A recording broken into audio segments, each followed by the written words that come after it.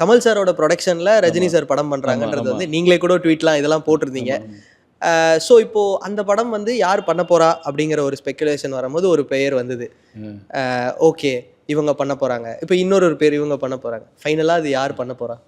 அது தலைவர் தான் முடிவு பண்ணணும். இன்னும் அது வந்து தயாரிப்பு நிறுவனத்துக்கும் அது வந்து பிளாங்காக தான் இருக்குது. ஏன்னா அது முழுக்க முழுக்க அவருடைய ஒப்புதல் கிட்ட கொடுத்துட்டாங்க. அவர் தலைவர் எந்த டைரக்டரோட கதை கேட்டு எது பிடிச்சிருக்கு, நல்லாயிருக்கு, இது பண்ணலாம் அப்படின்னு முடிவு பண்ணுறாரோ அதை வந்து தயாரிப்பு நிறுவனம் சார்பில் முறையாக அறிக்கை வரும்.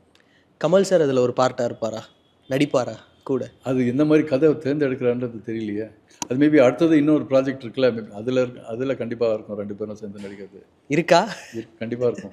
அதான் கண்டிப்பாக இருக்குன்னு தான் நான் நம்பிட்டு என்ன டக்குனு எனக்கு சொல்லப்பட்டது அந்த மாதிரி தான். ஓகே, அதை இருக்குன்னு தான் நான் நம்பிட்டு இருக்கேன் நான். ஓகே, ஸோ அப்போது கூடிய சீக்கிரம் இல்லைனாலும் ஆனால் கண்டிப்பாக தலைவர் கண்டிப்பாக இருக்குது. இல்லை அது இவ்வளோ வருஷம் கழித்து 2 பேரும் ஒரு முடிவு பண்ணிவிட்டு அந்த கட்டத்துக்கு வந்திருக்காங்கன்னும் போது அதில் வந்து செட்பேக்ன்றது வாய்ப்பு கிடையாது. இன்னைக்கு நாளோட ஒரு ஹைலைட்டடான ஒரு மொமெண்ட் வந்து நீங்கள் சொன்னது தான். இப்போது அதை நாங்கள் பார்க்க தயாராக இருக்கோம்.